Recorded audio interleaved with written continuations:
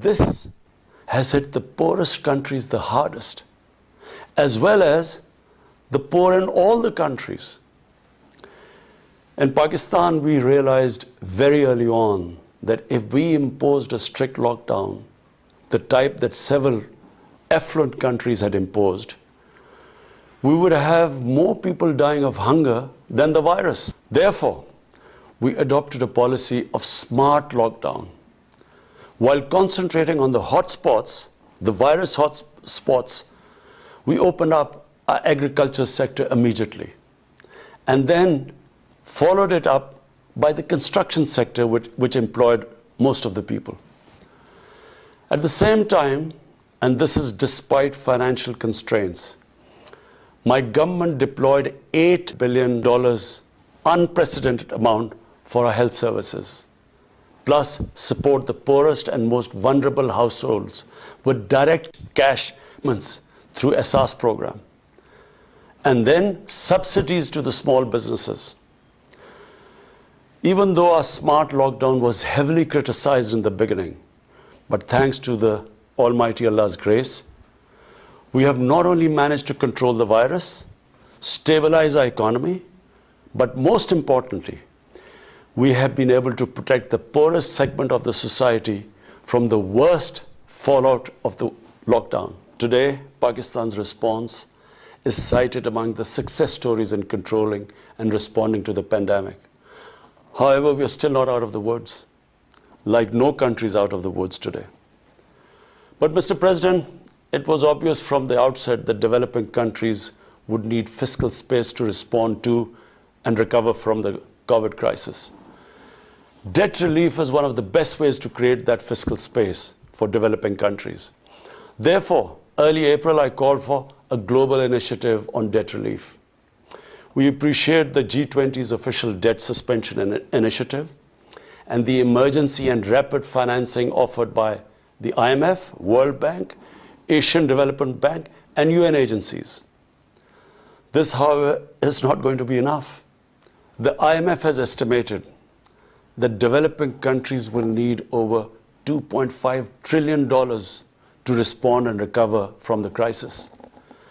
The official debt suspension will need to be extended and expanded.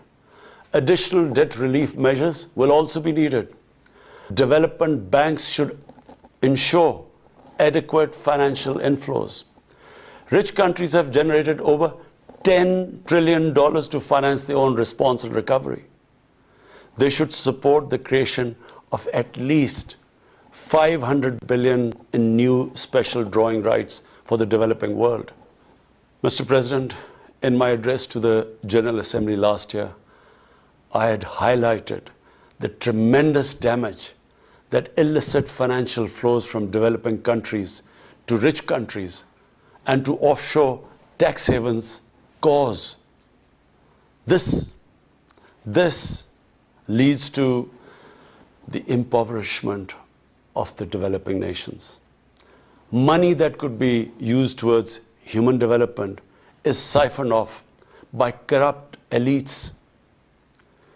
The loss of foreign exchange causes currency depreciation. That in turn leads to inflation and poverty. The quest for getting back these stolen resources is nearly impossible, given the cumbersome procedures. Moreover, the powerful money launderers have access to the best lawyers. And sadly, because they are the beneficiaries, there is a lack of political will in the rich countries to curb this criminal activity. Mr. President, if this phenomena is unaddressed, it will continue to accentuate the inequality between the rich and the poor nations, and eventually will spark off a bigger global crisis, a far bigger global crisis than the present migration issue poses. The rich states cannot hold forth on human rights and justice when they provide sanctuary to money launderers, to their looted wealth. There are robust anti-money laundering and anti-terror financing regimes. I call upon this Assembly to take the lead in efforts to build a global framework to stem the illicit financial flows and ensure speedy repatriation of stolen wealth. It is important to realize that the aid that flows from rich countries to the developing world is minuscule compared to the massive outflows by our corrupt elites. Mr. President, this year, I must again reiterate the threat posed to mankind due to climate change. Unprecedented fires in Australia, Siberia, California, Brazil. Unprecedented floodings in various parts of the world. Record temperatures, even in the Arctic Circle. This should make all of us worried for our future generations. Commitments made through the Paris agreements must be fulfilled. In particular, the commitment to mobilize $100 billion annually as climate finance. Pakistan's contribution to carbon emissions is minimal, but it is one of those countries most affected by climate change. Yet, we have decided to take the lead as we consider addressing climate change a universal responsibility. We have launched an extremely ambitious program, plant 10 billion trees in the next 3 years as a contribution to mitigating the effects of climate change. Mr. President, the pandemic was an opportunity to bring humanity together. Unfortunately, it has instead fanned nationalism, increased global tensions, and given rise to racial and religious hatred and violence against vulnerable minorities in several places. These trends have also accentuated Islamophobia. Muslims continue to be targeted with impunity in many countries. Our shrines are being destroyed. Our Prophet Muhammad sallallahu alaihi wasallam insulted. The Holy Quran burnt. And all this in the name of freedom of speech. Incidents in Europe, including republication of blasphemous sketches by Charlie Hebdo, are recent examples. We stress that willful provocations and incitement to hate and violence must be universally outlawed. This Assembly should declare an international day to combat Islamophobia and build a coalition to fight the scourge that splits humanity. Mr. President, the one country in the world today where I'm sad to say the state sponsors Islamophobia, and that is India. The reason behind this is the RSS ideology that unfortunately rules India today. This extremist ideology was founded in the 1920s. The RSS founding fathers were inspired by the Nazis, and they adopted their concepts of racial purity and supremacy. While the Nazis' hate was directed at the Jews, the RSS directs it towards the Muslims and to a lesser extent, the Christians.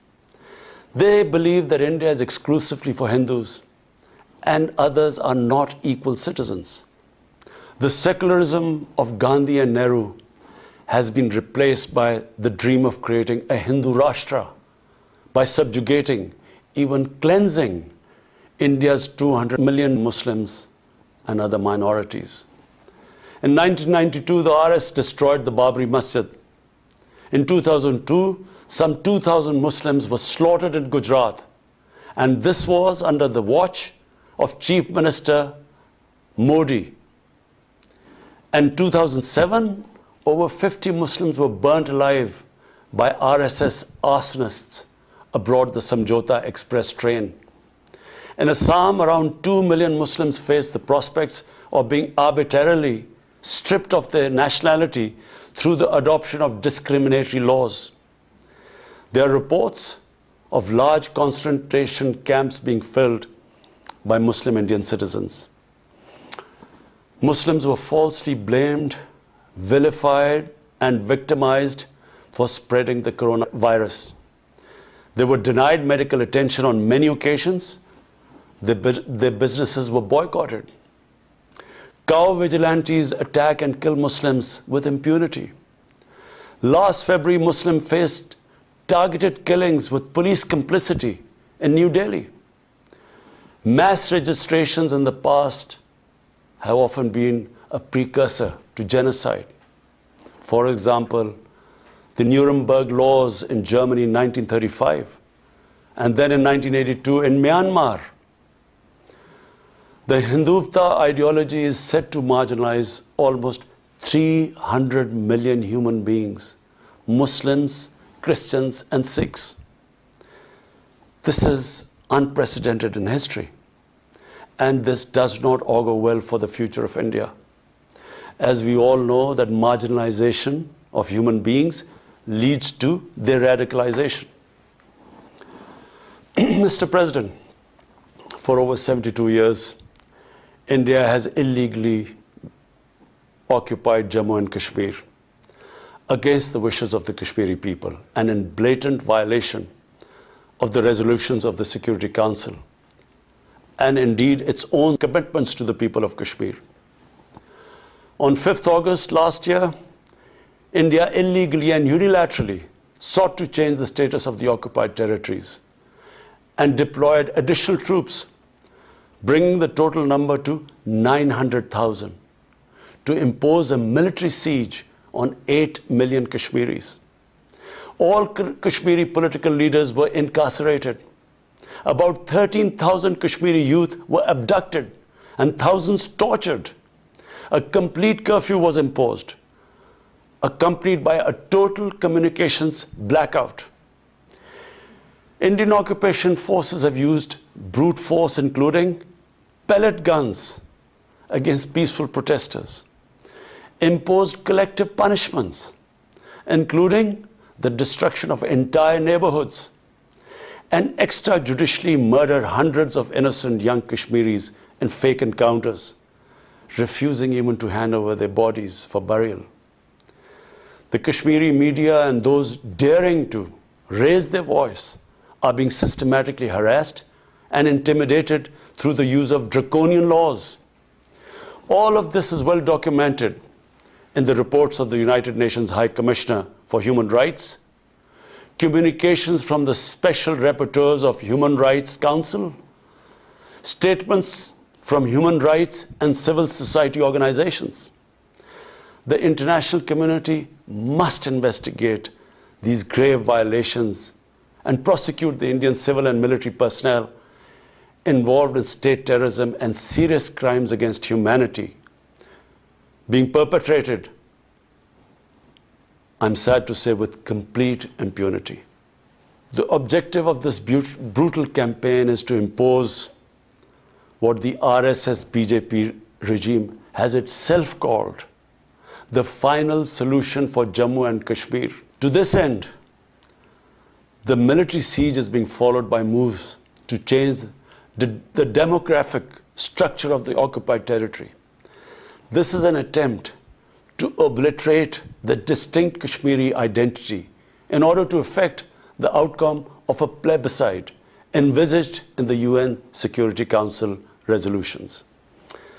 This action is in violation of the UN Charter, Council resolutions, and international law, particularly the 4th Geneva Convention. Changing demographic structure of occupied territory is a war crime. Mr. President, the brave Kashmiri people will never submit to Indian occupation and oppression. Their struggle is indigenous. They are fighting for a just cause, and generation after generation have laid down their lives to rid themselves of Indian occupation. The government and people of Pakistan are committed to standing by and supporting the Kashmiri brothers and sisters in the legitimate struggle for self-determination. Mr. President, in order to divert attention from its illegal actions and atrocities in Indian-occupied Jammu and Kashmir, India is playing a dangerous game of upping the military ante against Pakistan in a nuclearized environment. Despite constant Indian provocations and ceasefire violations along the line of control and the working boundary, targeting innocent civilians, Pakistan has exercised maximum restraint. We have consistently sensitized the world community about a false flag operation and another ill-conceived misadventure by India. My parents, Mr. President, were born in the colonial India, and I was the first generation that grew up in an independent Pakistan. I want to make it clear that any attempt by the fascist, totalitarian, RSS-led Indian government to aggress against Pakistan will be met by a nation that will fight for its freedom to the end. Mr. President, there will be no durable peace and stability in South Asia until the Jammu and Kashmir dispute is resolved on the basis of international legitimacy. Kashmir has been rightly described as a nuclear flashpoint. The Security Council must prevent a disaster conflict and secure the implementation of its own resolutions, as it did in the case of East Timor. The Council has considered the situation in Jammu and Kashmir 3 times in the past year. It must take appropriate enforcement actions. It must also take steps to protect the Kashmiris from an impending genocide by India. Pakistan has always called for a peaceful solution. To this end, India must ascend.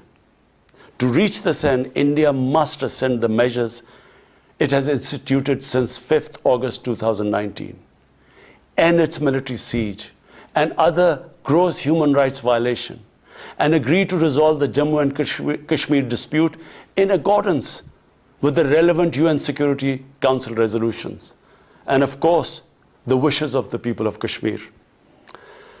Mr. President, Pakistan's desire for peace in our region is also manifest in our efforts to promote a political solution in Afghanistan. I have consistently maintained over the past 2 decades that there is no military solution to the conflict in Afghanistan. The only way forward was and is a political settlement, which involves the full spectrum of Afghanistan's political actors. Pakistan fully facilitated the process that culminated in the US-Taliban peace agreement on 29 February 2020. Pakistan is deeply gratified that it has fulfilled its part of the responsibility. The Afghan leaders must now seize this historic opportunity to achieve reconciliation and restore peace in the war-torn country. Through the intra-Afghan negotiations that commenced on 12th of September, they must work out an inclusive, broad-based, and comprehensive political settlement. The process must be Afghan-led and Afghan-owned, and without any interference or outside influence. Early return of Afghan refugees must be part of this political solution. After almost 2 decades of war, it is imperative not to allow spoilers within and outside Afghanistan to subvert the peace process. Peace and stability in Afghanistan will open new opportunities for development and regional connectivity. Mr. President, Palestine remains a festering wound. A just and lasting settlement is indispensable for the Middle East and actually the world. Illegal annexations of Palestinian territory, the building of illegal settlements, and the imposition of inhuman living conditions on the Palestinian people, especially in Gaza, cannot bring peace to a troubled region. Pakistan continues to support a 2-state solution, in line with the UN General Assembly and Security Council resolutions. within the international agreed parameters, and they are pre-1967 borders, and Al-Quds Al-Sharif as the capital of a united, contiguous, and independent Palestinian state. Mr. President, the United Nations remains the best legitimate avenue for collective action in managing international conflicts, fostering peace and security, promoting equitable development, and addressing global problems. I urge the Secretary General to take the lead in preventing global conflicts. He should convene summit-level meetings to address regional hotspots and resolve outstanding disputes. The United Nations should be made fully responsive to the challenges of our times. A comprehensive reform of the United Nations, including the Security Council, is essential to promote greater democracy, accountability, transparency, and efficiency. Pakistan will continue to participate actively in this process and endeavor with other member states to build a world where conflict is outlawed and equitable prosperity for all pursued in conditions of peace and security.